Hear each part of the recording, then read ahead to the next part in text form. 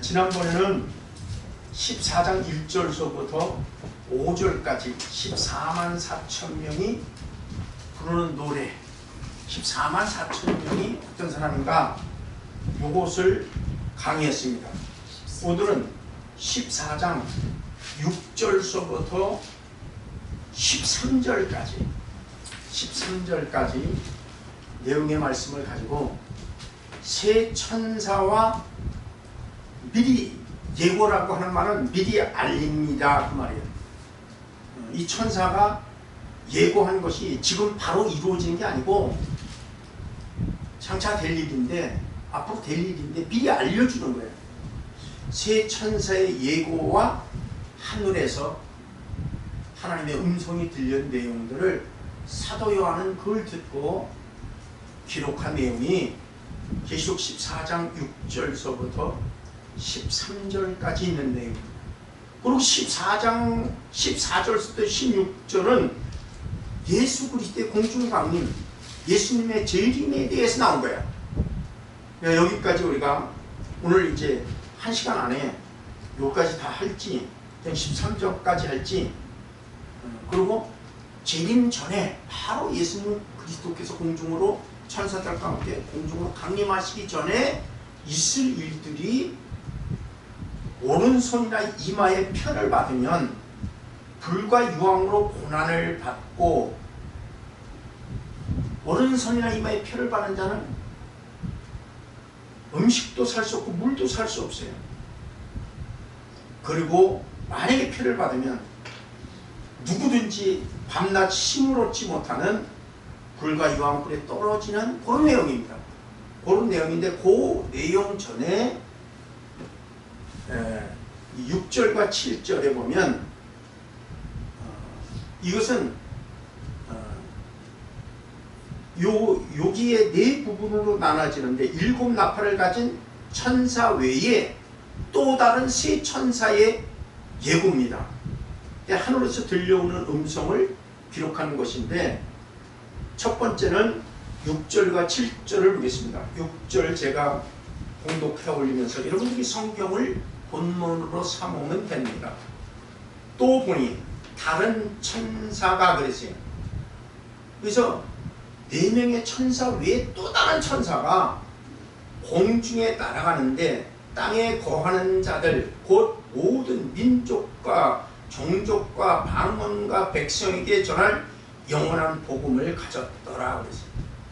그래서 하나님께서는 이 심판하실 때에 천사들을 심부름꾼으로 일하게 하시는 거예요. 그래서 7절에 그가 큰 음성으로 이르되 하나님을 두려워하며 그에게 영광을 돌리라. 그는 그의 심판의 시간이 이르렀으니 하늘과 땅과 바다와 물들의 근원을 만드신 이를 경배하라 하더라. 하늘과 땅과 바다와 물들의 근원을 만드신 분은 창조주 여호와 하나님뿐이 안 계셔요. 맞죠? 우리가 경배하고 하나님 섬겨야 될 분은 하늘과 땅과 천지 만물을 창조하신 분입니다. 그 외에 어떤 경배나 섬김은 다 불법입니다. 그렇게 우리가 이해하면서, 여기 이제 계시록 10장 7절을 먼저 보겠습니다. 10장 7절에 보면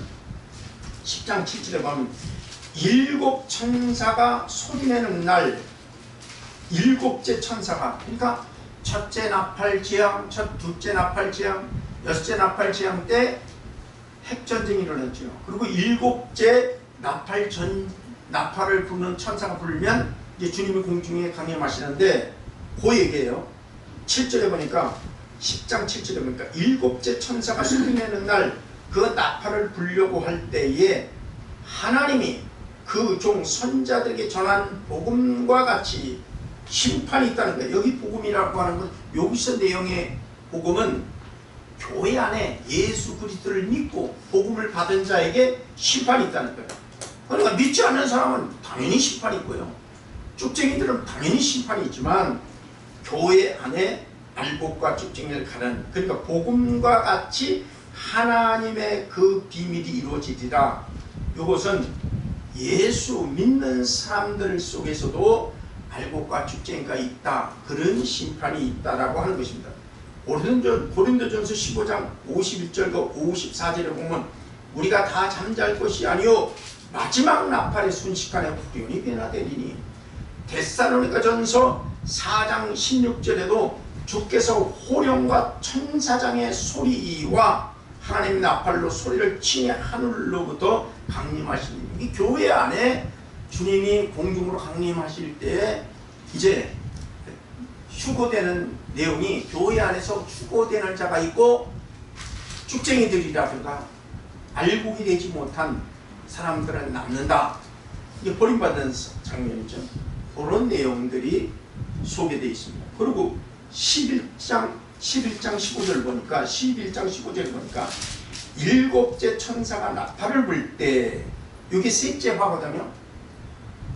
나팔을 불 때 하늘에 큰 음성이 나서 이르되 세상 나라가 우리 주와 그리스도의 나라가 되어 세세토록 왕노릇 하리로다. 만왕의 왕이신 예수 그리스도께서 이제 그때는 이제 상 주시는 거예요. 15절에 보니까 물온 데서나고 주의 이름을 경외하는 자들에게 상 주시며 이런 말이 있어요. 또 땅을 망하게 하는 자들에게 멸망시킬 때로소이다 그랬어요. 반드시 하나님께서는요, 예수 그리스도를 위해서, 복음을 위해서 헌신하고 봉사하고 희생을 한 사람들에게는 주님의 나라 올라가는 걸 끝나는 게 아니고 반드시 주님 앞에 갔을 때 상을 주십니다. 그래서 우리가 그리고 이제 또 다른 천사가 42달 환란 때, 42달 하면 3년 6개월입니다.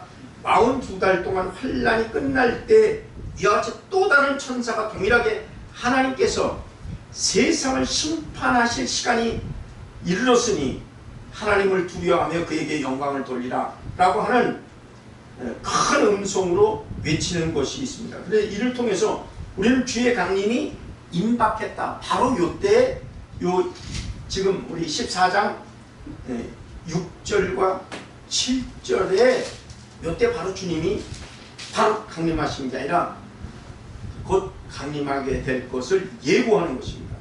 미리 알려준다. 그런 뜻이에요. 예고라는 뜻이. 이제 두 번째, 이제 그렇게만 여러분들이 알고 넘어가면 이게 무슨 말인지를 알아.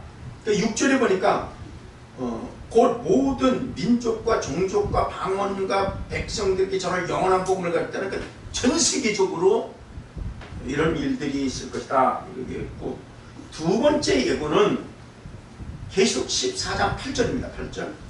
또 다른 천사 곧 둘째가 그 뒤를 따라 말하되 무너졌도다 큰 성 바벨론이요 모든 나라에게 그의 음행으로 말미암아 진노의 포도주를 먹이던 자로다 하더라 그랬어요. 예, 바벨론이라고 하는 것은 국가명입니다. 국가명. 국가의 이름이죠. 어느 나라, 국명이죠. 그뿐만 아니라 어느 수도의 명을 바벨론이라고 하는 거예요. 그러니까 아마 2000년 전에는 이스라엘 중심 그 주변에 하나님을 믿지 않는 바벨론, 그런 도시가 있었는데 그걸 예를 들은 건데, 넓은 의미는 이 믿지 않는 세상 모든 민족들, 나라들을 그렇게 보면 됩니다. 8절을 제가 다시 한번 읽을게요. 또 다른 천사 곧 둘째가 그 뒤를 따라 말하되 무너졌도다 큰 성 바벨론이요 모든 나라를 그 음행으로 인하여 진노의 포도주를 먹이던 자로다. 큰 성 바벨론은 나라 국명을 얘기하는 것이고, 진노의 포도주라는 것은 하나님이 무서운 심판의 모습을 진노의 포도주로 표현하는 것이에요. 그래서 첫째 천사의 뒤를 따라 둘째 천사가 큰 성 바벨론이 무너졌다고 외칩니다. 그러나 사실상 이 큰 성 바벨론의 멸망은 바로 이때가 아니라 계시록 17장과 18장의 바벨론이라는 말이 또 나오는데 이때 이루어지는 거예요. 언제? 계시록 17장과 18장에 이제 바벨론은 다 멸망하는데, 이것은 예고니까 앞으로 이런 일이 있을 것이다. 다른 천사들을 통해서 예고한 내용이 요 계시록 14장 8절 둘째 천사의 예고입니다.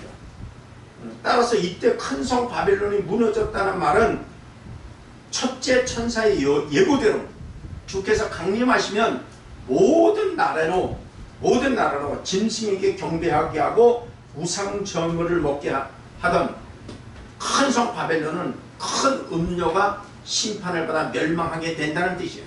그 음료는 세상 하나님을 떠난 사람들을, 그런 민족들, 그런 도시와 그런 사람들을 라고 볼 수 있습니다. 이게 이제 8절의 의미고, 그래서 이 8절이 바로 큰 성 바벨론이 이때 바로 무너진 게 아니라 요는 예고니까 앞으로 있을 일은 계시록 17장과 18장 그때 이제 무너지는 내용입니다. 그렇게 이해하시면 되고, 이제 8절까지 마쳤죠. 그런데 셋째 천사의 예고입니다. 이제 9절서부터 12절까지. 그래서 9절서부터 12절까지 보겠습니다. 딱 저에게는 1시간 강의의 시간이 주어졌기 때문에 중요한 부분들만 딱딱 하겠습니다. 9절서부터 12절까지 보면 또 다른 천사 곧 셋째가 그 뒤를 따라 큰 음성으로 이르되 만일 누구든지 짐승과 그 우상에게 경배하고 이마에나 손에 표를 받으면 그랬어요. 야, 여기 짐승은 이 표를 받는 자, 이런 자는 진노의 7대접이라고 하는 말이라죠. 그래서 7인 7나팔까지 말씀을 드렸죠. 7이는 말세 징조고 7나팔은 환난이고 7대전은 하나님께 구원받지 못하고 주님이 공중으로 강림하실 때 들림받지 못한 사람들에 대한 처절한 심판의 모습, 그래서 큰 환난, 큰 하나님의 진노, 그렇게 우리가 이해하면 됩니다. 그래서 이런 자들은 진노의 7대접을 받고 불과 유황못, 곧 지옥에 들어가서 100년도 아니고 1000년도 아니고 영원토록 고난을 받게 된다. 그래서 계시록 14장 10절과 11절에도 하나님의 진노의 포도주를 마시리니 밤낮 힘을 얻지 못한대. 유황불 지옥에서. 참 무시무시한 내용들이 그렇게 기록되어 있습니다. 그리고 계시록 16장 1절과 2절에 보면 짐승의 표를 받은 사람들과 그 우상에게 경배한 자들에게 불과 유황불에 들어가는 내용들이 이렇게 소개되어 있습니다. 그래서 만일 누구든지 짐승은 적그리스도를 얘기하는 것입니다. 짐승과 그 우상에게, 적그리스도의 우상을 만들어 놓고 땅에서 올라온 짐승이 바다에서 나온 이 적그리스도 짐승을 우상을 만들어 놓고 거기다 경배하게 하죠. 그리고 오른손이나 이마에 표를 받게 합니다. 그 표를 받는 사람은, 또 경배한 사람은 배도의 극이에요. 배도. 이 사람들은 쉼없이 영원토록 불과 유황불 지옥에 떨어져서 하나님의 진노의 포도주를 마신다. 이렇게 표현된 것입니다. 그러니까 짐승의 우상에게 경배하지 않는 자는 며칠 다 죽이는 시대야. 이게 장차 될 일이고, 우리 자녀들 시대에 올지, 제가 볼 땐, 성경적으로 볼 땐 내 나이 요 시대에는 아닐 것 같아요. 우리 자녀들인지 손자들인지 그건 우리 정확하게 눈으로 알 수는 없지만 장차 될 일이 점점 세상 IT 기술이 발달됨으로써 성경의 종말에 대한 예언들이 막 이루어져가는 시대야. 단서에서 12장에는 모든 게 빨라진다는데 IT 기술을 통해서 모든 게 빨라졌어요. 맞죠? IT 기술 이전에는 컴퓨터를 통해서 나올 때 빨라진다고 그랬는데 이제 컴퓨터하고는 또 게임이 안 돼. 스마트폰은 컴퓨터보다 더 하죠. 왜? 스마트폰은 노트북 하나씩 주머니에 들고 다니는 거나 똑같으니까 잘 활용하면. 근데 그것도 엄청 빨라진다고 하는데 이제는 그게 아니에요.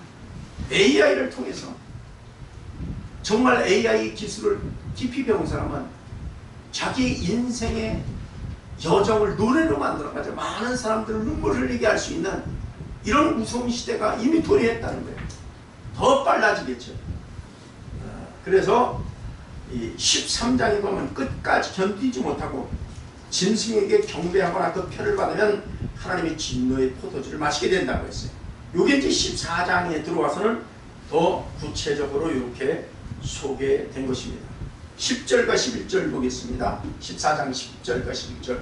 그도 하나님의 진노의 포도주를 마시리니 그의 진노의 잔에 섞인 것이 없어 부은 포도주라.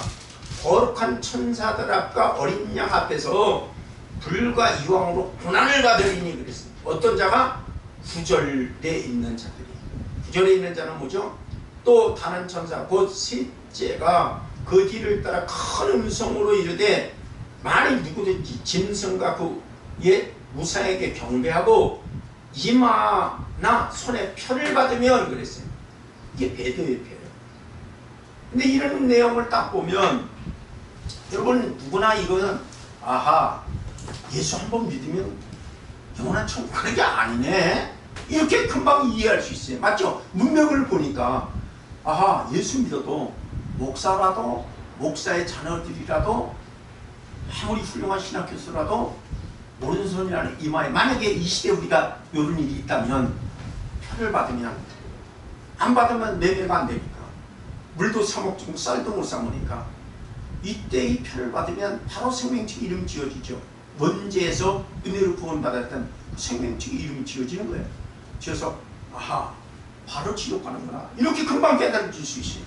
그런데 이제 신학자들이 잘못 가르쳐가지고 이 계시록이 굉장히 어렵게 느껴지니까 계시록을 눈을 닫아놓고 마태복음 1장 21절에 아들 낳으리니 이름을 예수로 하라. 그가 자기 백성을 죄에서 구원할 자다. 그래서 아 세상에서 우리가 택함 받아서 은혜로 예수를 믿어서 우리가 구원받았으니까 구원은 안 없어진다. 이게 도장을 찍어버렸어요. 그러니까 이게 고민은 안 하는 거예요. 그러니까 어떤 교수들은 이걸 갖다가 가만히 보니까 행위 비슷하거든. 그렇잖아요. 우리가 하나님을 배도하는 행위잖아. 네? 그러니까 아 이거는 구원하고 상관이 없다 이렇게 가르치는 것이 오늘날 현실이다. 얼마나 무서운지 몰라요. 여러분들이 이렇게 배운다는 것은 큰 축복입니다. 큰 축복. 그건 괜히 내가 이렇게 격려하려고 하는 게 아니에요. 이 시대가 점점 이런 식으로 돌아오는데 아니 한 번 은혜로 구원받았으니 다 천국 간다. 내 자녀들에게 내 남편에게 믿음 없는 내 형제들에게 그걸 너무나 세뇌시키고 해버리면 큰 문제가 되는 것입니다. 그래서 우리가 이거 문만 봐도 이거 진짜 지혜가 여기 있으니 총명 있는 자는 읽어보라는 거예요. 그렇게 세우보라는 거예요. 표를 받으면 지옥 간다 그 말이에요. 영원히. 얼마나 무섭습니까? 다시 10절과 11절 보겠습니다.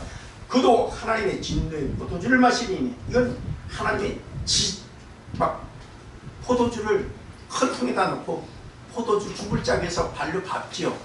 그런 것을 묘사한 거예요. 인간을 완전히 지지 하나님이 밟는 모습입니다. 그도 하나님의 진노의 포도주를 마시니 그 진노의 잔에 섞인 것이 없이 부은 포도주라.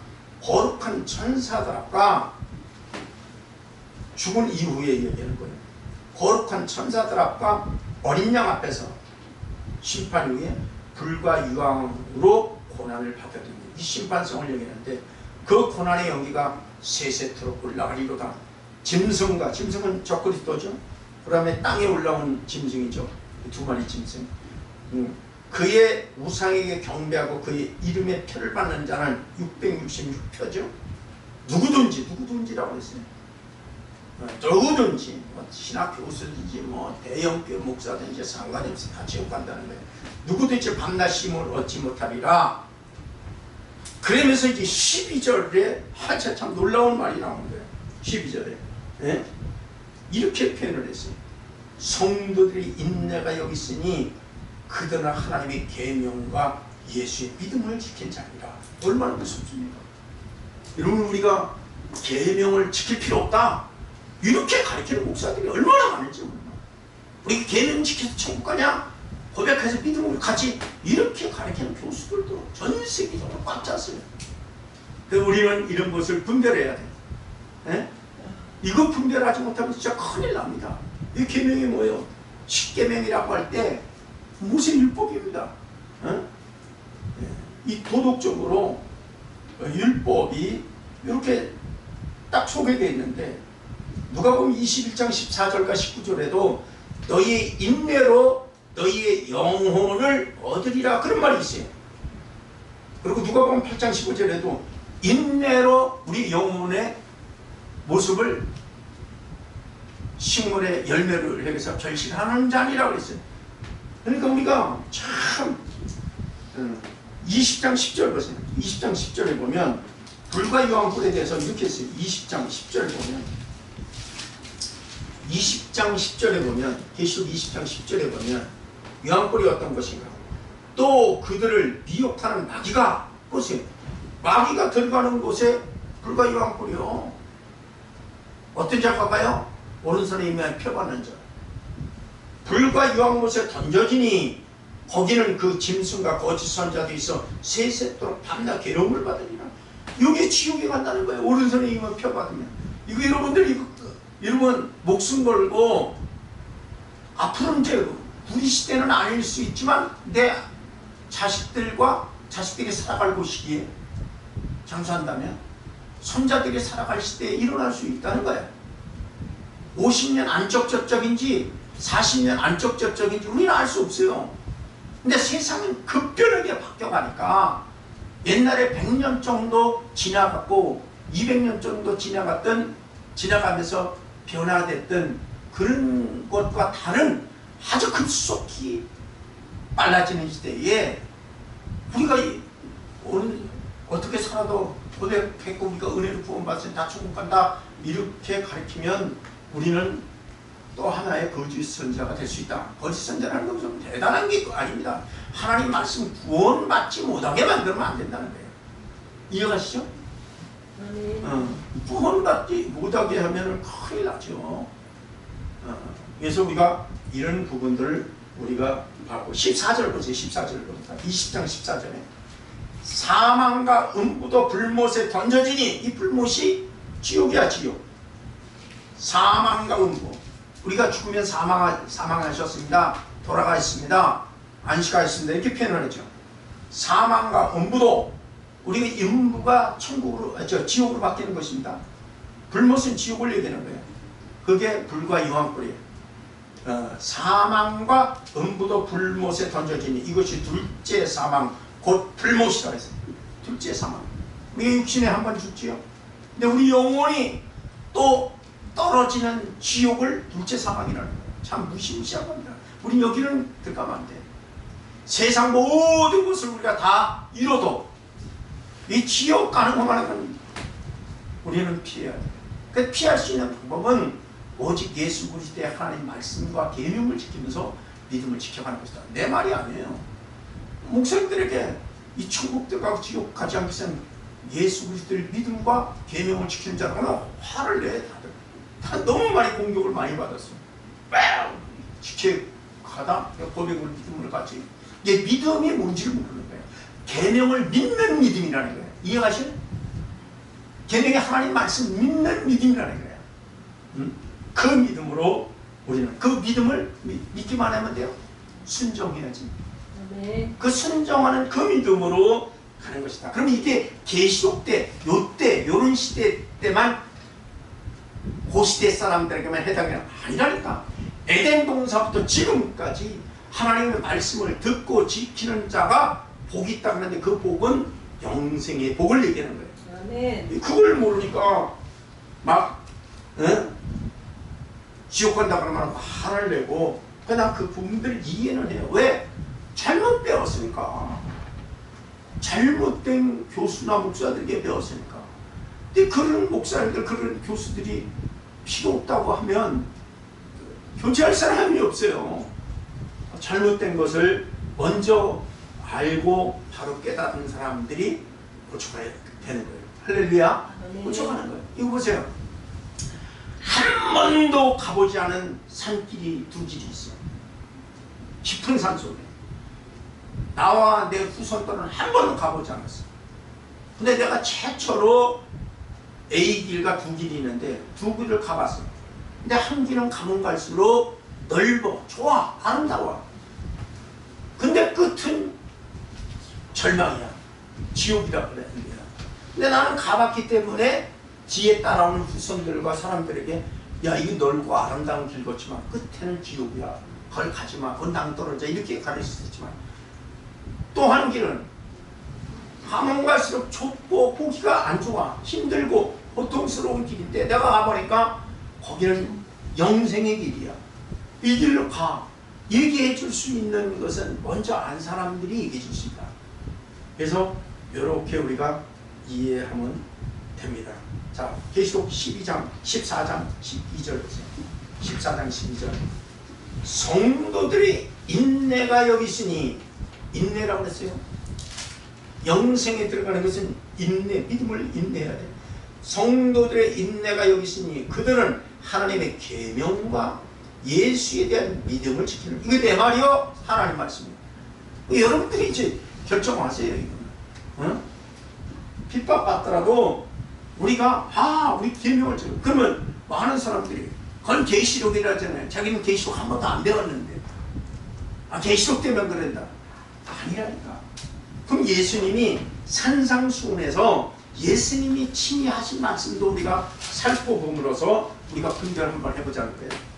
자, 분별해보자. 그러면 마태복음 7장 보세요. 마태복음 7장에 보면 이런 말이 있어요. 마태복음 7장에 마태, 마가, 누가 보면 예수님이 산상수훈으로 말씀하는데 마태복음 7장 24절에 보면 7장 보세요. 마태복음 7장 마태복음 7장 24절과 27절에 보면 이 예수님이 비유로 표현을 했어요. 비유로 24절과 29절에 이렇게 나왔어요. 그러므로 누구든지 나의 이 말을 듣고 행하는 자는 그랬어요. 예수님이 하는 거예요. 12제자들에게. 그러면 지금 넓은 의미로 우리들에게 한 말이잖아요. 행하는 자라고 그랬어요. 나를 믿기만 하는 자, 이렇게 표현을 안 하고 예수님이 하신 말씀이에요. 예? 그러므로 누구든지, 그러므로라는 것은 지금 마태복음의 5장서부터 산상수훈 예수님이 친히 하신 내용을 쭉 접촉사죠. 그러면서 누구든지 나의 이 말을 듣고, 누구의 말? 예수님의 말. 사람의 말이 아닙니다. 베드로 말도 아니야. 요한의 말도 아니야. 바울의 말도 아니야. 예수님의 말을 듣고, 예수님의 입에서 나오는 말은 복음이죠. 맞잖아, 복음. 응? 나의 이 말을 듣고 행하는 자는, 행하는 거는, 근데 행위하고 아무 상관없다고 가르치는 일들이 너무 많으니까 말씀을 아는 사람은 가슴을 치고 통탄하는 일이라는 거야. 꼭 믿음으로 천국 간다는 말을 왜 했구나, 이렇게 우리는 이해할 수 있습니다. 고백하는 믿음과 말씀 순종하는 믿음으로 우리는 천국 간다.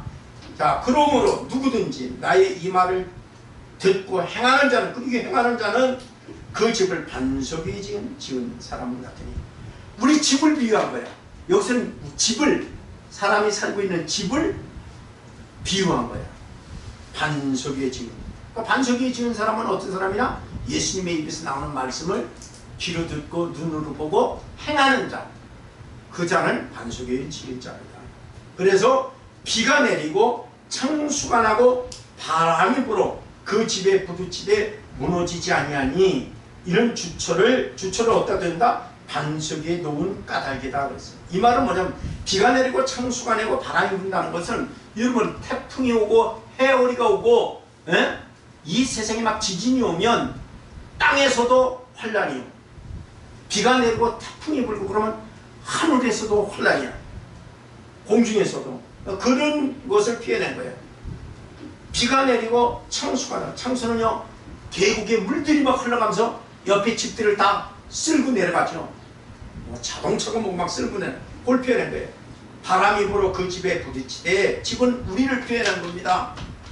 우리가 이런 환난 때, 이런 어마어마한 환난 때 인내의 믿음으로 말씀을 지키는 자가 있고, 지키지 않은 자는 다 떠내려간다는 거예요. 다 버림받는다, 그 말이야. 무서운 말입니다. 다시 보겠습니다. 비가 내리고 창수가 나고 바람이 불어 그 집에 부딪히되 무너지지 아니하나니 이는 주초를 반석 위에 놓은 까닭이다. 여기서 이제 지혜로운 사람은 반석 위에 자기 집을 지었다는 거예요. 근데 어리석은 자는 모래 위에 집을 지었다는 거예요. 집은 우리를 표현하는 겁니다. 우리 영혼을 표현하고 우리 사람들을 표현하는 거예요. 그럼 지혜로운 사람과 어리석은 사람들의 차이는 뭔가? 지혜로운 사람은 천국 들어가게 되고, 예수님 말씀하십니다. 어리석은 사람들은, 모래 위에 지은 사람들은 무너짐이 심하니 환난이 오면 배도하거나 변질이 되거나 신앙이 다 쓰러져서 버림받는 다 있고, 요걸 이제 비유한 것인데, 비가 내리고 창수가 나고 바람이 불어 부딪히되 반석 위에 지은 집은 무너지지 않지만 모래 위에 지은 집은 쉽게 무너져 버린다는 거야. 그러니까 교회 안에는 반드시 두 종류가 있다. 모래 위에 자기 신앙의 집을 지은 사람이 있고, 반석 위에 자기 신앙의 집을 지으며 살아가는 사람들이 있다. 신앙의 일생 우리가 신앙생활하는 그걸 얘기하는 겁니다. 근데 비가 내리고 창수가 나고 바람이 불어 무너지지 않고 견딜 수 있는 힘이 집에 있는 게 아니고, 이 문맥을 감아봐요. 우리 집에 있는 게 아니고 그 집을 붙잡아주는 주초, 반석이 있다는 거예요. 반석에 집을 지은 자는 천국 가게 되고, 왜? 반석이 붙잡아주니까. 근데 그 주초를 모래 위에 지은 사람은 바람이 불고 태풍 불고 홍수가 나고 그러면 다 떠내려가, 다 무너져, 다 산산조각이 돼. 그 사람들은 모래 위에 집을 지었기 때문에 지옥 간다고 말해요. 그래서 모래 위에 지은 집은 그 집 때문에 무너지는 게 아니고 모래 위에 졌기 때문에, 주초가 모래 위에 졌기 때문에 무너진다는 거예요. 그러면 어떤 사람이 반석 위에 집을 지은 사람입니까? 마태복음 예수님이 나의 이 말을 듣고 행하는 자는, 이렇게 한 것은 마태복음 5장 17절부터 마태복음 7장 12절까지 곧 하나님의 말씀을 듣고 지켜 행하는 자가 반석이 지은 사람이라는 거예요. 이 사람은 천국 간다는 거예요. 굉장히 중요한 말이에요, 지금 이번 강의에.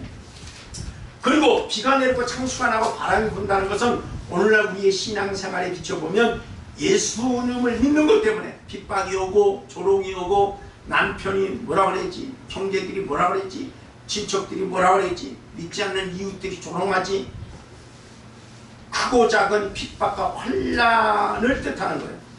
이게 종말론적 마지막 계시록적으로 보면 마지막 때 있을 환난, 즉 하늘의 재앙, 땅의 재앙, 예수 믿는 성도들을 며칠은 죽이는 3년 6개월 어떤 이런 재앙이 있을 때 환난을 이길 수 있는 힘이 우리에게 있는 게 아니라 누구에게 있다?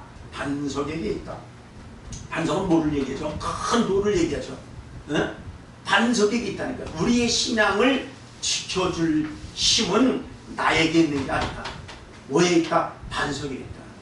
그럼 반석은 어떤 거냐? 하나님 말씀을 듣고 행하는 자들이 세운 그 주초인데, 그러니까 반석을 정확하게 이렇게 놨어. 반석이신 분이 지켜준다는 거예요.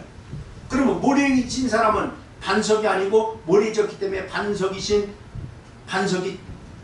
그를 지켜줄 수 있어요? 안 지켜주죠. 모래니까. 반석에 뒤어져. 그럼 반석이 누구냐? 성경에 정확하게 놨어요. 반석이 누군지 아는 사람? 예수님. 오케이. 반석은 예수를 얘기하는 거예요. 예수님이 붙잡아준다는 거예요. 그런데 이걸로 뭘로 잘못하면 난 고백했기 때문에 예수님이 지켜줘.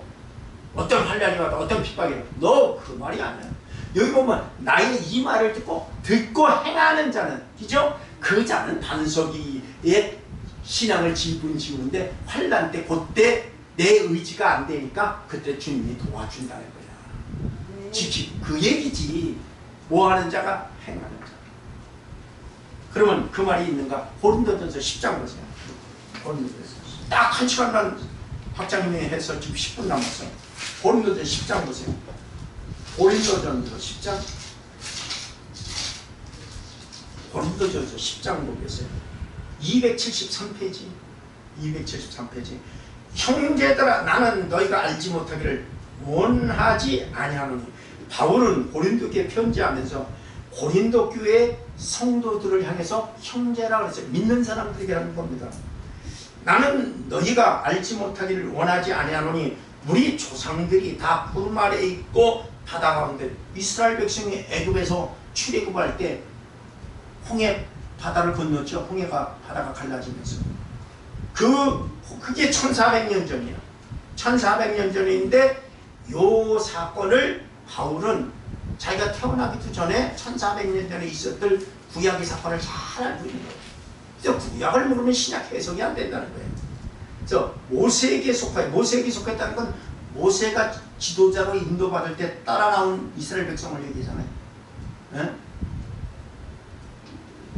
약 200만에서 300만인데 모세에게 속하여 다 구름과 바다에서 세례를 받고 홍해를 걷는 걸 세례라고 하는 거예요.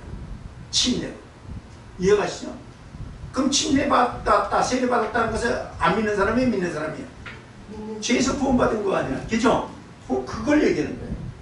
그러면서 3절에 다 같은 신령한 음료를 말씀. 이건 출애굽기 16장 만나. 광야 40년 동안 하늘에서 만나가 떨어졌죠. 신령한 음료라는 것은 하늘에 떨어지는 음식을 먹었다. 특한 백성들에게 주는 거예요. 그러면 4절에 다 같은 신령한 음료를 마셨으니 이는 그들을 따르는 신령한 반석으로부터 마셨으니 반석은 그리스도. 그 정확하게 나오죠. 물이 없을 때 모세가 기도하니까 반석을 내비치라 그랬지. 그러니까 반석에서 물이 펑펑 나왔죠. 그 생수로 60만 명 남자만 그랬으니까 여자 노인네들까지 200만 명이 300만 명이 먹었다는 거예요. 그 물을. 그걸 얘기하면서 이 반석이 누군지 아냐? 예수야. 그 말이야. 그리스도가 나왔잖아. 맞죠? 그러니까 구약에도 그리스도는 계셨다. 할렐루야. 신약에만 있는 게 아니에요. 신약에 바울이 그렇게 표현을 했으니까. 할렐루야. 그런데 이제 예수님이 신약에, 구약에 예수님이 베들레헴 마가는 태어나지 않는다 어떻게 있었냐. 그럼 이제 논쟁이 되니까 이 해석으로 볼 땐 그렇다는 거니까 논쟁하지 마시고 우리가 그렇게 보면 됩니다. 할렐루야.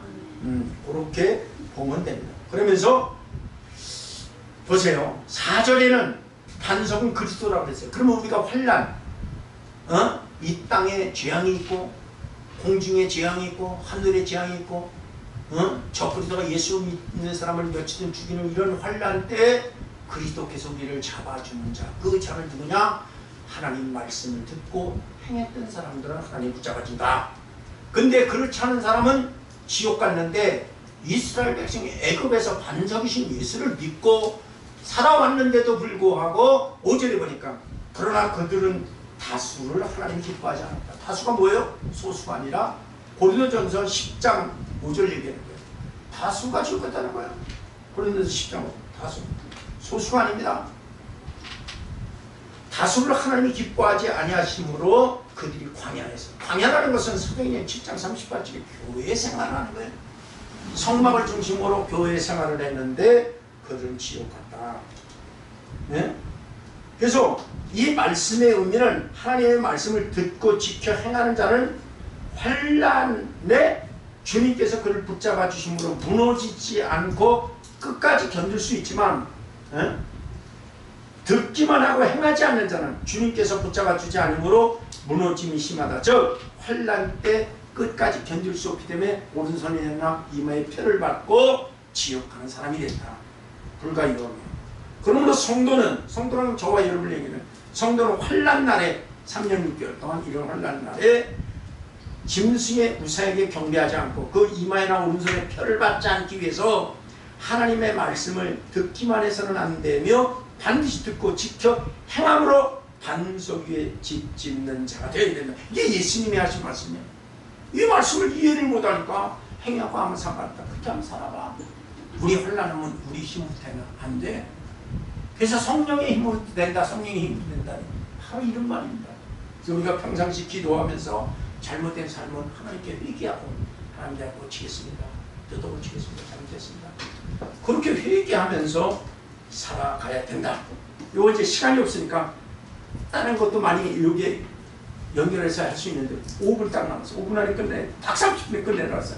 5분 안에 끝나니까 13절 보겠습니다. 계시록 14장 13절.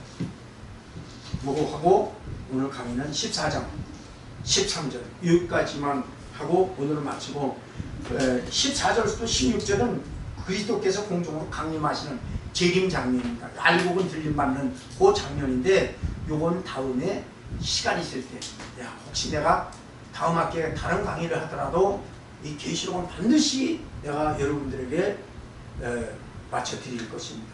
그래서 우리가 첫째 말이죠. 이제 마지막 요 13절 한 절 하고 이번 강의 마치고 딱 5분 남았어요. 13절 보겠습니다. 또 내가 들으니 하늘에서 음성이 나서 이르되, 보세요. 새 천사가 예고한 거 외에 하늘에서 다른 음성이, 하나님의 음성이 들렸죠. 하늘에서 음성이 나서 이르되 기록하라. 기록하라는 거예요. 지금 이후로 제 개정개혁에는 지금이라고 표현을 했지만 개혁 성경에는 자금이라고 했어요. 자금 이후로나 지금 이후로나 똑같은 말입니다.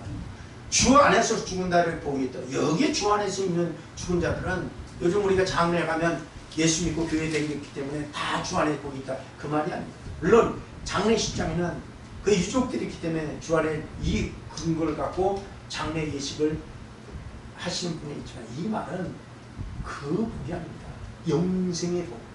이건 하나님의 말씀을 지켜 행했던 사람이 죽었을 때 들어가는 영생의 복을 이루는 것입니다. 굉장히 무시무시한 말이에요, 이 말은. 그러니까 환난 때 예수님을 배반하지 않은 그 자들이 천국 들어갈 때 그들은 복이 있다. 그들은 오른손이나 이마에 표를 받지 않고 아무리 죽인다 할지라도 배도하지 않았다. 그리고 오직 예수 그리스도만 따라갔다. 다른 말은 다 버렸다는 거예요.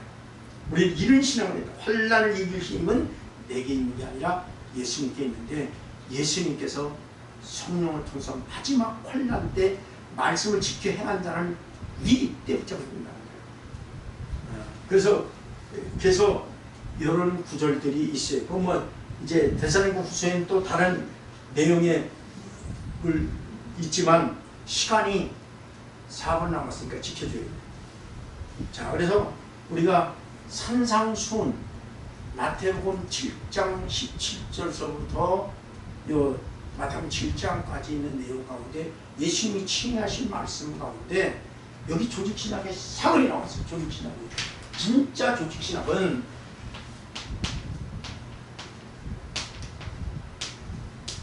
조직신학은 구체적으로 창세부터 요한계시록까지 신론 하나님에 대해서는 어떤가, 그리고 이제 뭐 교회론, 교회에 대해서 나오고, 그걸 조직신학이라고 이제 쭉 나오는데, 뭐 심판도 나오고 여러 가지 나오는데, 여기에 마태복음 5장 3절부터 12절까지 팔복은 신론에 해당됩니다. 요걸 마태복음 안에 조직신학이 다 나와 있어요. 우리가 잘못 알고 있으면 외국에 유학을 갔다 오면 영어는 잘하죠. 여청은 영어와 그 계보들 하는 것을, 그런 책들을 보고 가르치는데 거기에 해박한 진리가 있는 것은 아닙니다. 다 틀려요. 성경은 산상수훈의 조직신학이 쫙 돼 있습니다. 그래서 마태복음 5장 3절에서부터 10절 그냥 듣기만 하세요. 팔복이 나오죠. 이걸 신론이라고 해요. 하나님은 어떤 분인가. 그래서 8가지 이렇게 팔복이 소개되고 있어요. 그러니까 마태복음 5장 13절과 16절에 너희는 빛과 소금이라고 했어요. 이것은 인간론입니다. 이 조직신학과 나온 거예요. 인간론. 하늘에 하고님은 그래도 그 2년 이상 조직신학 들었기 때문에, 김장주 교수님께 들었기 때문에 무슨 말인지 알죠. 인간은 어떻게 살아야 되는가? 빛과 소금으로 살아야 돼요. 빛은 뭐냐? 소금은 뭐냐? 이 부분을 소개합니다. 짧지만. 그 다음에 신약의 마태복음 5장 17절부터 7장 12절까지는 더하여진 신약의 법입니다. 구약의 법은 율법이라고 표현해요. 신약의 법은 프레디노한 율법이라고 해요. 더했다는 거예요. 어떤 사람은 신약은 더 구약이 무섭고 신약이 안 무섭고 아니에요. 더했다니까요. 프레디노라고 하는, 더해진 신약의 법, 그걸 언약이라고 그래요. 이걸 예배론이라고 해요. 우리가 예배에 연락하기 위해서는 아벨처럼 연락하기 위해서는 예배가 어떤 예배해야 되는가를 소개에 산상수훈에 쫙 소개되어 있고, 그 다음에 마태복음 7장 7절부터 12절까지는 그걸 성령론이라고 해요. 구하라, 찾으라, 부지런하라. 구하면 좋은 것을 주신다. 좋은 것이 뭐냐? 성령이다. 그래서 그걸 성령론이라고 해요. 이 조직신학이 나오는데 이 마태복음 안에 그냥 쫙 소개되어 있어요. 그 다음에 마태복음 7장 13절과 14절에 보면 예수를 이미 믿어서 은혜로 구원받았는데 그때부터 생명의 길은 뭐냐면 생명, 영생에 들어가는 그 길은 좁고 협착하니 찾는 이가 적다. 은혜로 구원받는 거예요.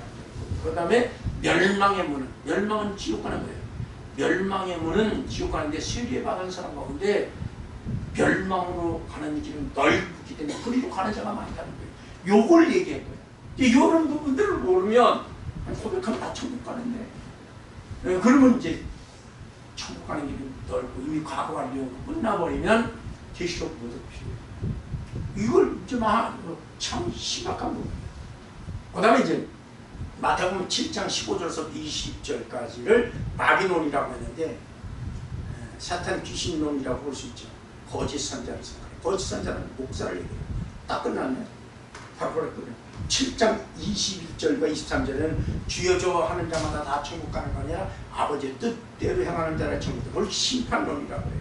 그 다음에 7장 24절과 27절 오늘 본 거, 요것은 반석 위에 진 집이 무너지지 않는 것을 그 사람은 천국 간다 할 때 요거를 계시록 종말론이라고 볼 수 있습니다.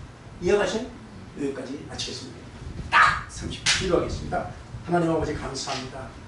계시